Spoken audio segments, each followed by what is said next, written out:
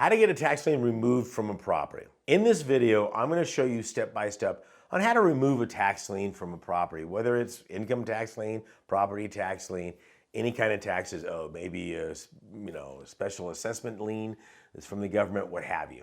Okay, so we're going to walk you methodically through this. Now, I'm smiling because there's a way to make money on this also, believe it or not. I mean, right? There's always a way to make money when the government's involved, as long as you're not the government, right?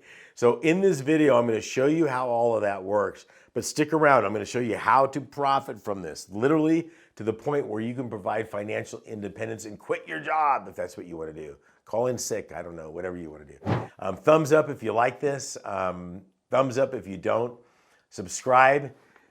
If you have somebody that you think might benefit from this, forward it to them. If you're divorced and you're paying alimony and you want them to get on their own bill, forward to them. Maybe they'll learn how to make money. I thought that was funny. Anyways, thumbs up, all that good stuff.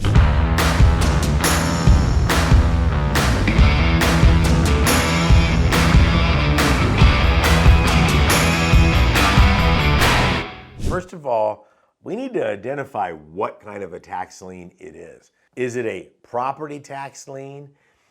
Is it a redeemable tax deed on the property? Is it a IRS tax lien on the property? Is it a state income tax lien on the property? Now, probably the most fearful of all of those I just mentioned is a income or IRS tax lien on the property. Yet these are the easiest in the world to get rid of. So let's just start with that one. An income tax lien on a property is daunting, to say the least, for the person that owes the taxes, but okay, it's really not a big deal. The IRS puts a lien on a property because somebody owes them income taxes they haven't paid. They don't go, oh, didn't pay your taxes, lien. That is not what happens, regardless of what people will say. It just doesn't happen. The IRS has been in communication with this person for a long time trying to settle this. Or they've been trying to get in communication with this property or person for a long time without any success. When I mean a long time, it's several years. And then they say, no, we're not going to deal with you anymore, or we can't find you. And they'll put a lien on anything they can find that person owes. Let me give you a hypothetical situation. Let's say somebody owes $15,000 in income tax, and they don't think that they owe them, or they can't find the person they think owes them the money. Regardless of the circumstances, they're going to put a lien on any and everything they can find of public record that has that person's name on it. This is so that that person literally cannot do anything, including levying bank accounts, the whole 9 yards. That's their way of saying, hey, buddy, you're not talking to us. We're not willing to play. Whatever that scenario is, okay? That's what they do. That doesn't necessarily mean that they need the property. Okay, I'm sorry, Mr. IRS.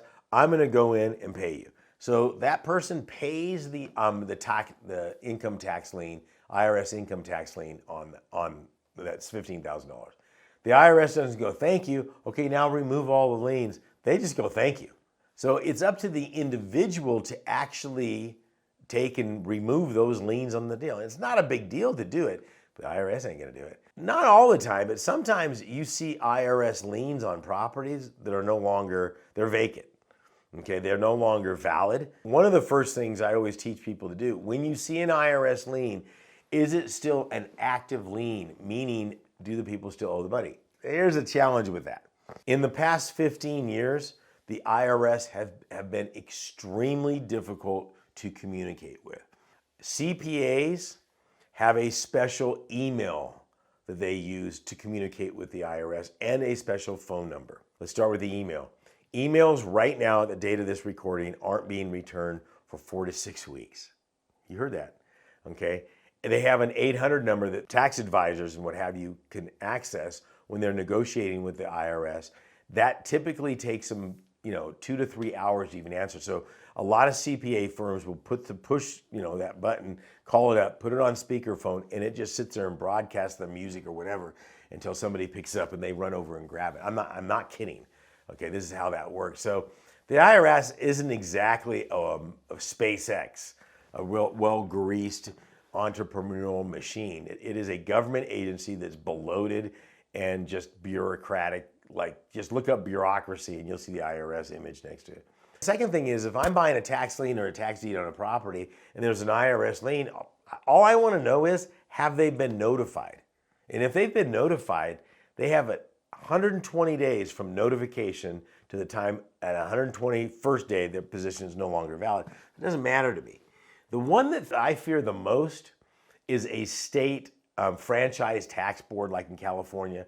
A state owed money, because the state controls the county and they go, we ain't going away for anything. And they'll come in. And the state of California has gotten really good at this. And again, you talk to anybody that deals with state income taxes in the state of California, and they're like, you do not want to mess with these guys. They're serious, and they will get their pound of flesh in this whole deal. So with a state tax lien, it's usually a little more aggressive. They're much more responsive, and you can get a hold of them, find out where the status is. But again, getting them removed simply means somebody's got to pay them. And it's not really a big deal. If I'm looking at it, let's say there's a state income tax lien or state franchise tax board, or they didn't, withhold employee pay, or whatever the case might be, and the state says you owe us 15 grand using that IRS scenario, you just got to factor that into the deal. That's what I do. So most people will go, oh my God, there's a state. And I look at it and go, if I do this deal and I had to pay this back, would it still be a good deal? It's simple. It's black and white. And if it is, you just literally go in and pay and release. It's a pain, but it'll get done. And the nice thing about it is, when other investors see that, they don't understand what you and I are talking about right now, and they'll walk away. So typically this will eliminate competition. So that's kind of a cool thing. So you've got the steps to make that happen. So, that one is just simply paying it off. But you also got to look at it and say, hey, has it been satisfied?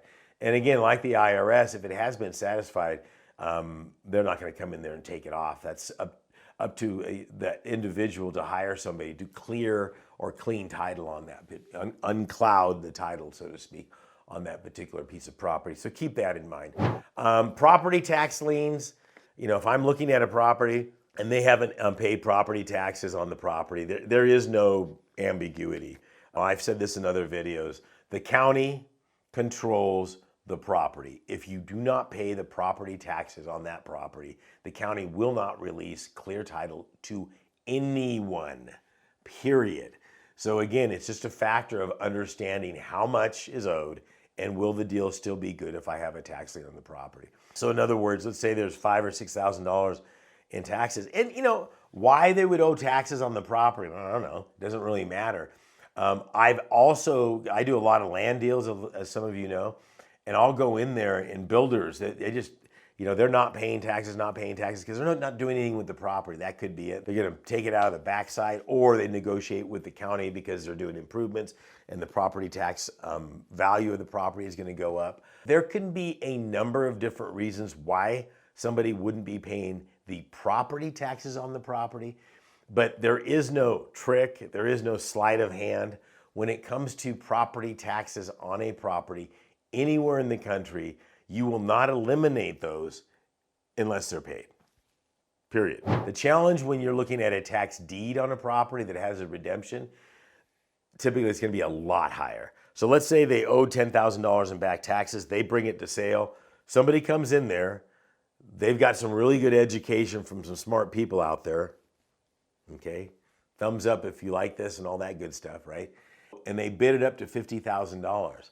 Well, maybe that might be getting into the no-go zone. In other words, when I'm sitting looking at this going, I don't want to pay, in order to get this property, I'd have to pay a $50,000 lien on the property, not the 10 it's owed.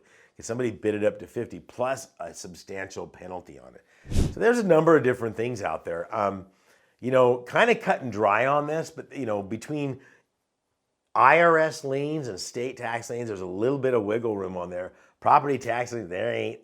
Okay, that's what makes this so profitable. In fact, how do you make a lot of money with these? This is where the rubber meets the road. If you want to learn step by step exactly how to make this work for you and your family, I got a brand new mini course. Okay, brand new, just put out there. Okay, just click down the link below. It's my gift to you, a free mini course on there that shows you exactly how you can profit from these. Just click the link and we'll get that out to you as soon as possible. This is Saen Higgins saying God bless and good luck.